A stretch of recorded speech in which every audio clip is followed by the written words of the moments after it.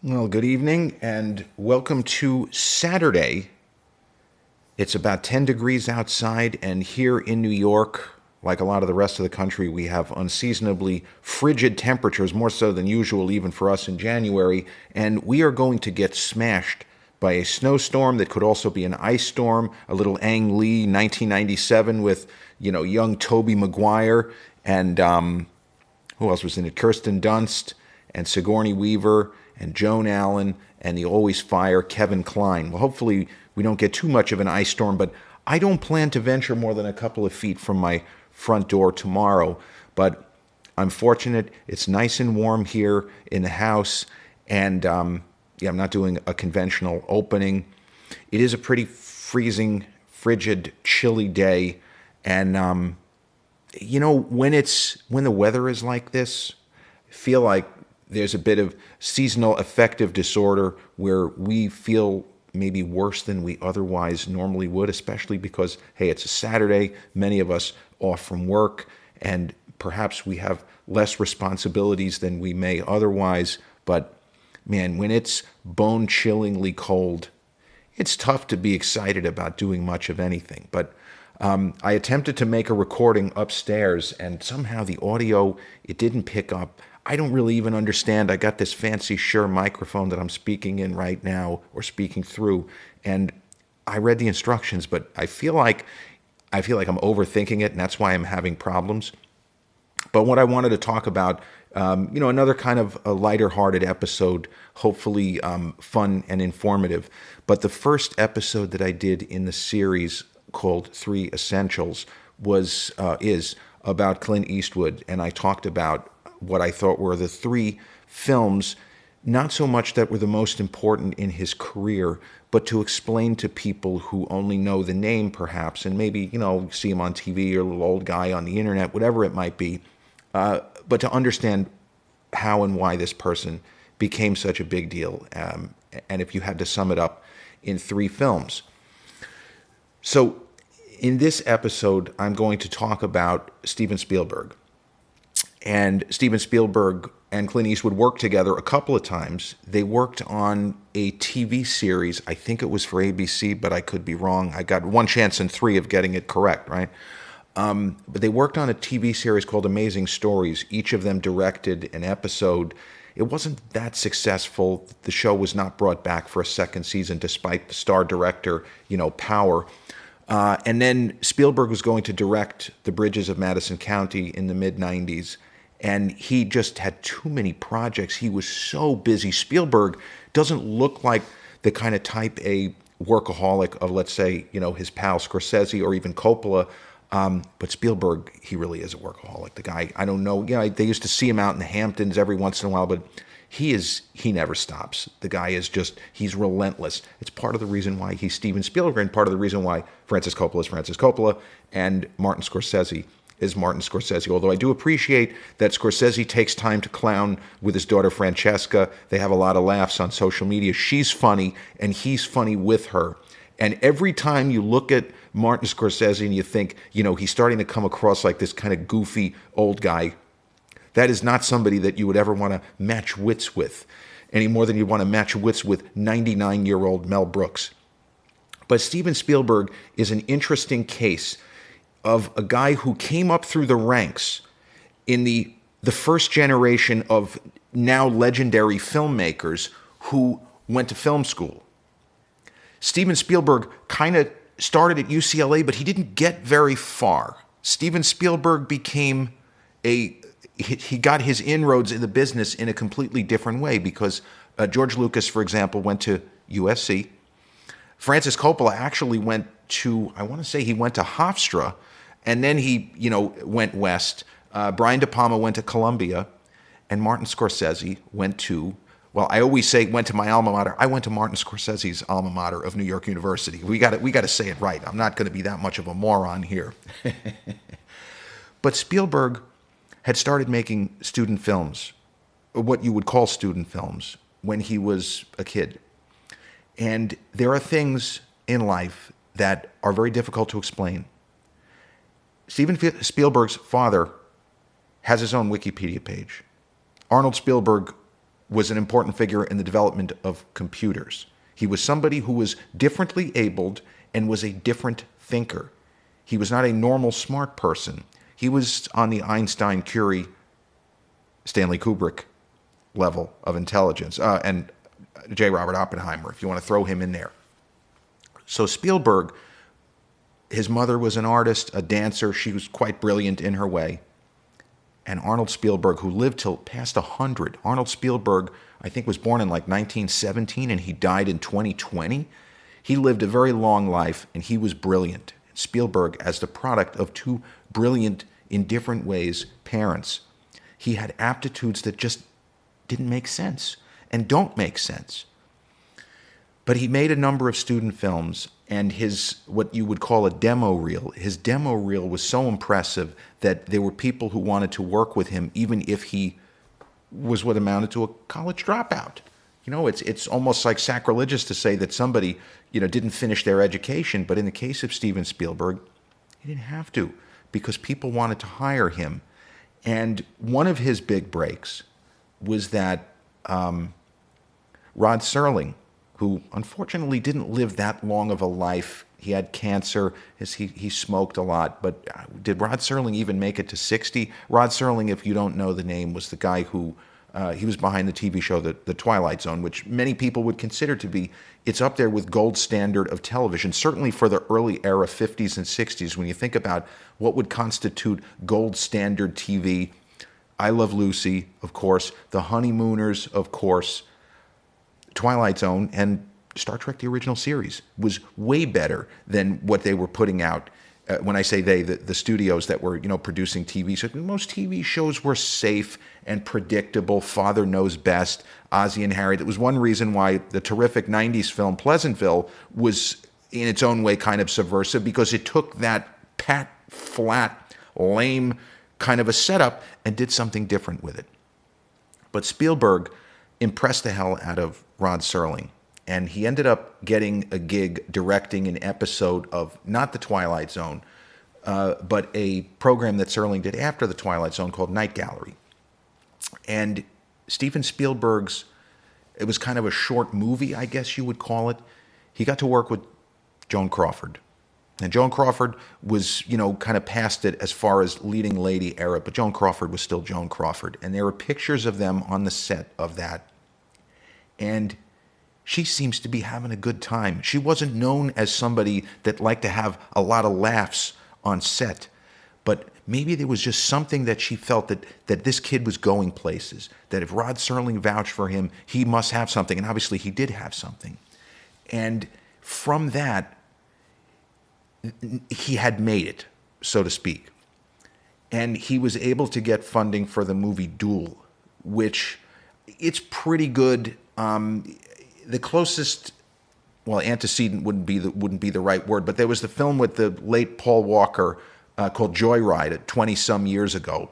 And that movie had a lot of parallels with Steven Spielberg's Duel, where you have this character played by the actor Dennis Weaver, who seems to be menaced by a random big rig truck driver. There's no reason for this guy to have a problem with him, but that's basically the movie. It's a bit of a cat and mouse kind of a situation. And Spielberg even talked about after Jaws that while he was making Jaws, he saw certain parallels with the film in the idea that after a certain moment, it almost feels as if the shark is fucking with the three guys. Chief Brody and the Robert Shaw character of Quint and Richard Dreyfuss's character, whose name it's kind of pathetic, Matt Hooper. Man, that's pathetic. Now, one of the funny things with Jaws, and I don't know if Spielberg has ever discussed this, but the character of Hooper has an affair with Brody's wife in the book. And I always would like to reboot The Matrix and have, little funny Richard Dreyfuss hooking up with Lorraine Gary. Lorraine Gary was actually the wife of the studio executive at MCA Universal, a somewhat notorious, brilliant guy named Sid Sheinberg, who I met at a premiere in the year, I think it was in the year 2000. I was supposed to work with this writer-director. It didn't end up happening, but I got invited to this premiere. And there was Sid Sheinberg. He had a company after he left MCA Universal called the Bubble Factory. And Scheinberg just had a look of a guy who was almost too smart for his own good, and he was like playing poker when, you don't need to play poker. You're in Hollywood, metaphorically. It's okay sometimes to just stay at level one. You don't have to try to outthink everybody all the time. But it was better for the movie Jaws to not have the affair, because the movie would have just gone on for an extra half hour, and then what? Brody is going to let the shark eat him because his wife hooked up with the... It was unnecessary. But it showed that the level of respect that Spielberg's name fostered in the industry when he was still a very young man, when he was 24, 25 years old. Spielberg born 1946, December of 46. He's a boomer. He's, to me, the most significant cinematic figure who was born after World War II, a boomer. That's the guy. It's Spielberg, because Coppola and the other names that I mentioned were not boomers. They're part of the silent generation. Again, it's all semantics, but I would say that he's the most significant filmmaker born in the post-World War II era. It's purely my opinion. But the fact that David Brown and Richard and Lily Zanuck trusted him with this huge literary property, it showed that everyone knew he's got it. Whatever it is, there is something different with the way that he stages action, with the way that he frames dialogue scenes. He's not even doing that like the average person. And this is something that the film critic, the famous film critic, who I think that she's overrated. She just wrote a lot of nonsense to me. Pauline Kael, who wrote, not for New York Magazine, she wrote for The New Yorker for decades. Now, Pauline Kael was very intelligent, but my issue with her as a critic is she always had to show off, and she would always use SAT words when she didn't need to. And another critic of the era, John Simon, who did a lot of film criticism as well, he was another guy that always had to hit you over the head with his IQ and his vocabulary. You know what? In the immortal words of Tom Cruise again, go fuck yourself. We don't need it. We don't need your stinking, A+ level vocabulary. Just review the movies and stop being such a pompous asshole, But Pauline Kael, what she said about Spielberg, which I think is accurate, and there's a lot of her writings, there were certain filmmakers that she kind of adopted. It didn't mean that she didn't criticize them that much, but there were certain filmmakers that she latched onto. Spielberg's close friend Brian De Palma, the Columbia grad, being one of them. But she really liked Spielberg, and what she said about him is something that it's the sort of thing that if you're into this kind of stuff, you roll it around in your head, and it's not a concept that the average person would ever come up with. But Pauline Kael, very intelligent, whatever problems I might have had with her, reviews, like she didn't like Blade Runner, yeah, fuck you. But she said, Spielberg makes movies as if he's never seen a stage play. That's a really perceptive quote. Now, I assume that Spielberg did see plays, but it's a way of saying he doesn't and never thought in terms of the stage, in terms of what is known as the proscenium arch. Steven Spielberg, from when he started making movies at age 7 or age 8, he only thought in terms of cinema. He only thought in terms of cinema. He never imagined how would this have been shot on the stage. No. How can we stage this here, right now? How can we put this together in such a way that audiences will come back for more? Another thing with Spielberg that's very difficult to explain. There are scenes in his movies that you can watch and rewatch and rewatch. Is it because of how he stages the action? Is it because of the performers? I think that it is all of those things. It is the synergy of his best work. And Jaws, having been an enormous literary property. I mean, Peter Benchley's novel was considered really good literature, not just a great read. The aforementioned Bridges of Madison County is not a very good book. Spoiler alert. I read the book. It's pretty bad, and all respect to Robert James Waller for writing that a crazy, impossible level bestseller that a lot of people really loved. But it's not Jaws by Peter Benchley, is what I'm saying. That's great literature. A page-turning novel that became the cinematic equivalent of a page-turning novel, but not something that was cinematic junk food. It's not that Spielberg is making any larger points about society, but that movie became a cultural touchstone, and that is for sure a key film showing a then 27-year-old the command that he had for the medium. He had a command of it already at the Kubrick level. He was still in his 20s. Now, you could say the same about Stanley, because when Stanley made Paths of Glory, Kubrick we're talking about, Stanley was still in his 20s. Or if he wasn't still in his 20s, he was in his early 30s. You know, I don't remember exactly what year was Paths of Glory, but the point is, there are some people who just have whatever the it is, they have it. And they figured out how to optimize whatever the equipment was of the day. They figured out how to maximize. And Kubrick did that. Orson Welles in the early 40s working with Greg Toland on Citizen Kane. He got more out of 1941 era sound recording equipment, movie cameras. He got more out of them. He was getting more out of them by a million miles. And a decade earlier, James Whale, a filmmaker who figured out how to take advantage of early sound era. This is where we'll put some boom mics over here. Some people just have the magic. And usually it's because they are dedicated to craft. They're dedicated to learning and figuring shit out, sometimes on their own, sometimes with help. And Spielberg, there are a lot of things that went wrong during the production of Jaws. As many of you know, they couldn't get the shark to work. But he didn't shut down production and start sobbing. He was always looking for solutions. He was the same kind of gregarious personality in his 20s that you see today. You know, he's always so excited to talk about movies, not even his own. You know, whether, you know, saying that, for example, James Cameron's Terminator 2 was maybe the best action movie ever made. And you just see the joy of cinema in Spielberg's eyes. So if Jaws is the first, the second movie that you should watch, or the second movie that you would recommend to a young person who is not that familiar with Spielberg, pick one of the original Indiana Jones trilogy, because I can't. I love Raiders of the Lost Ark, Indiana Jones and the Temple of Doom, Indiana Jones and the Last Crusade. I love them equally. I can't choose. They're all 10 out of 10. But those movies should not have been anywhere near as good, because your basic adventure story with a hero who may be a little bit ethically ambiguous, maybe just a little bit, because the Indiana Jones that we meet in Raiders of the Lost Ark, he is not as quote-unquote good of a guy as the guy we meet in Temple of Doom and Last Crusade. The irony being the Temple of Doom is set earlier than Raiders, but the character is rougher, has rougher edges, in my opinion, in Raiders. But any of the Indiana Jones films, you see the collaborative effort, but you see the just nonstop invention, taking certain tropes which had already apparently been done to death and making them feel like we, you know, the audiences of the day, when I say we, that we hadn't seen anything like this. And sometimes you just get lucky with casting, and it's almost impossible to imagine those movies working with an actor other than Harrison Ford. There are plenty of big movies that you can at least visualize other people, but the idea of Tom Selleck, man, I love Tom Selleck. Tom Selleck was just, he wasn't meant to be a big-time movie star. And you saw it in a movie that was a little bit of an Indiana Jones style of film he did called High Road to China. It's okay.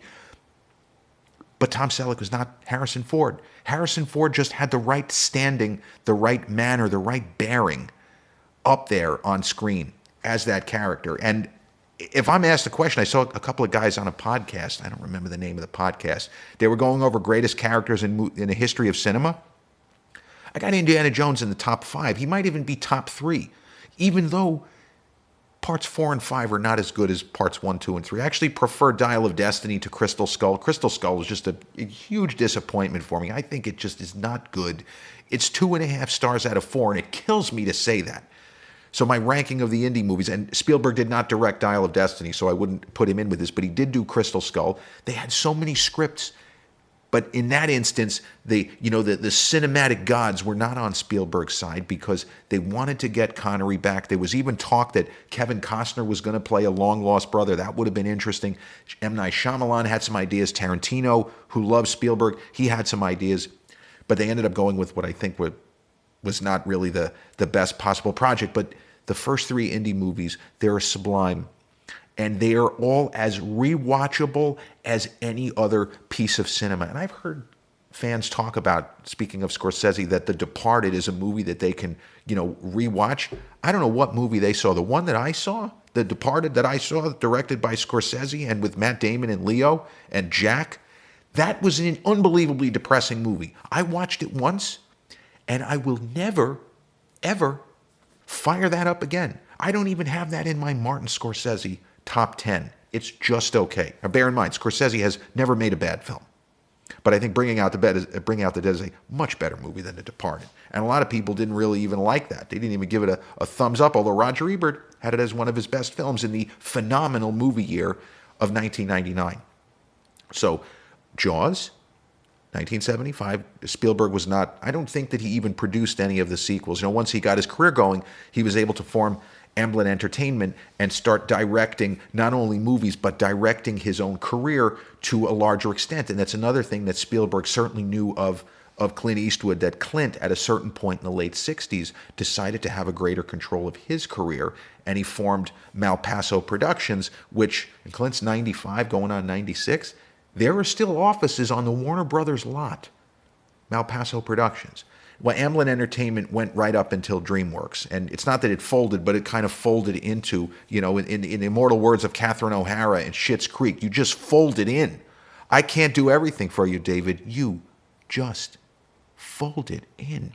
But I think Amblin was kind of folded into DreamWorks SKG, with the S being Spielberg, the K being the great Jeffrey Katzenberg, and the G being also great David Geffen. Should the third film be Schindler's List? I feel like it should. And the reason why I say that is I had my share of disagreements. I'm an enormous Spielberg fan. I think that he's one of the top three, greatest living filmmakers. I put James Cameron on that list also. James Cameron is just a mega genius. It's kind of unfortunate that he's done nothing but make Avatar movies. I mean, I hate to be like a clown, but James Cameron could have made more The Abyss. He could have made more True Lies kind of movies. He could have made more Aliens or Terminator kind of movies. He's been stuck making blue alien sci-fi stuff. I mean, they're okay. I liked Avatar. I thought the first one was really good, but no thank you. I didn't think the second one, it didn't work, and I'm really not interested in seeing the third one. I hate that, because James Cameron, to me, is every bit as talented as Spielberg, and he also went the route of somebody who he kind of put himself through his own film school. Somebody gave him a credential that he shouldn't have had, and he was able to go into the USC Film Library, and he read everything he possibly could about optical printing in the 1970s. He turned himself into a special effects wizard. You want to say when someone's self-taught or self-made? Man, James Cameron's on that list, but Spielberg is one of the greatest living filmmakers, without question. But when I was at New York University, there was an idea that until Schindler's List, he didn't really make the kinds of movies that we're really interested in from the historical perspective. There was a notion that Spielberg just made entertaining movies, and there really wasn't that much there. That's a bunch of bullshit. Did you guys watch Empire of the Sun? Don't tell me that that's just an entertaining film. Don't tell me that the original Indy trilogy is not making a larger point. It's there. The notion of good guys and bad guys, it's in the text. You just choose to dismiss it because you would rather talk about some other filmmaker. Let's tell me that Joseph Losey was a better filmmaker than Spielberg. I mean, come on. Be serious. Now, if you want to say Luchino Visconti, Jacques Tati, okay, we can have a debate. But I felt like a lot of the professors were engaging in not even good faith. It was just nonsense. They were just saying stuff to be controversial, as if it matters in the pre-social media. In 1995, people with hot takes, that Jean Renoir was a better filmmaker than Orson Welles. No, he wasn't. Come on, be serious. But these were the kinds of things. But after Schindler's List, there were some professors who reappraised Spielberg's earlier work and were starting to see, there's more in the text than we gave this guy credit for. Schindler's List is an unusual case of an incredibly gutting film, which was a big box office hit. And it was a movie that a lot of people kind of forced themselves to sit through and watch because of the very urgent and important story that it tells if you're, picking it up now for the first time. But once again, he was able to get the kind of cast that he needed. He needed an actor on the rise, who he still was at the time, such as Liam Neeson, to play Schindler. And man, Ben Kingsley was so incredible in the decade of the 90s. In 1993, he had 3 just masterpiece movies. You say to yourself, how is it even possible for somebody, Rick Moranis in the summer of '89 was in 3 huge movies, Honey, I Shrunk the Kids, Ghostbusters 2, and Parenthood, but they're all okay. But in 1993, Ben Kingsley had Schindler's List, nominated for supporting actor. He'd been up for supporting actor for Bugsy a couple of years earlier. He probably should have won. But Ben Kingsley had, in '93, he had Ivan Reitman's Dave, a great film, a 10 out of 10.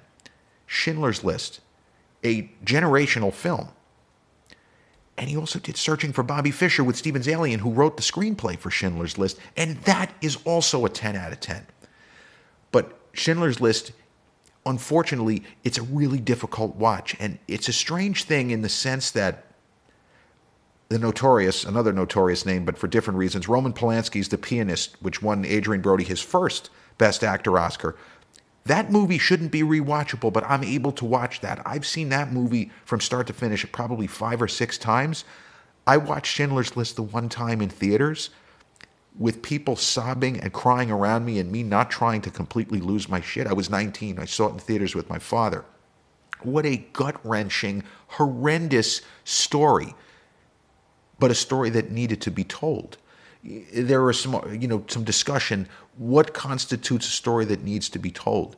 You could argue whether or not Empire of the Sun, to Spielberg, that was something that was very personal to him. He identified with the main character of Jamie Graham, somebody who was, in Spielberg's case, he was obsessed with movies and filmmaking. Jamie Graham, that Christian Bale, that's how Christian Bale became Christian Bale. He is obsessed with planes of all kinds, aircraft. This is all that he is focused on, and almost to the detriment of his existence. But Schindler's List is an extraordinary film, and Spielberg, you hate to put the Oscars on a pedestal because we know it's been political for 100 years, right? But Spielberg winning the Oscar in a fantastic movie year. I've argued, I think 1993 is the best year that Hollywood ever had. Many people would say, I mentioned 1999. There are some people that think that 99 was Hollywood's best year ever. But for me, it's 93. But Spielberg winning director and picture for Schindler's List, it definitely changed some minds and said, this guy has more to say. And as he got older, as he hit, close to 50 and then 50, he did make more serious films by percentage than he had previously. And even super entertaining, to me, movies like War of the Worlds, there's a lot of bigger picture stuff going on in War of the Worlds. That is a movie that is quite clearly speaking to post 9/11 America. It's not a coincidence, the way certain shots are framed, the way that actors are shot. It's very clearly he's making bigger points. And obviously Saving Private Ryan, a different kind of just vicious, bruising war movie that really makes you take a second, at least to me, to be thankful for what you had. And in that case in particular, the fact that 2 of my uncles were very badly wounded, D-Day plus 2. And it gives you pause when you would, even someone like myself in my early 20s when Private Ryan came out, seeing people wearing, a cap that indicates military service. It's kind of lame, and you could say it's pathetic, but I really did start to see it differently. And I was more likely to engage someone in conversation. I never really asked my uncles about their service. You know what, they don't like to talk about it. That's different. But if somebody is willing to talk about it, films like Schindler's List, but in that instance, more so Saving Private Ryan, because most of the people, when Saving Private Ryan came out, there were a lot of soldiers who had passed who served in World War II because it was 50-some years prior. Now, it's unlikely. There really aren't that many service members. They would have to be, if not 100, they're knocking on a door. Like Mel Brooks, mention him. He served, and he was, he was just a kid. But he's 99 years old now. That's what we're talking about. It's somebody who's that old. And in 1998, when Private Ryan came out, you're talking about somebody who could have been in their early 70s to mid-70s. But there's so much that can be discussed about Steven Spielberg. I barely scratched the surface of the iceberg. You know what I mean? There's no way he's somebody that you could just talk about for hours and hours. So many great films, so much groundbreaking, inventive technique in movies, and so many of the kinds of films that you can just watch again and again and enjoy every time you fire them up. So in sum, I mentioned a lot of movies, but the three essentials, in my opinion, for Steven Spielberg: Jaws, any of the original trilogy of Indiana Jones films, and Schindler's List. I hope that you are where it's warm and that nothing bad happens. I hope you don't get any freezing pipes. I hope you don't trip on the ice and break your ankle. I hope you just have a very, or if you're in an area that's getting smashed, I hope you're doing okay. I hope that you have enough food and water to sustain yourself. I hope your power doesn't go out, etc., etc. And I'll be back with a new episode real soon. I hope you've enjoyed my hopefully not incoherent ramblings on Steven Spielberg. Peace.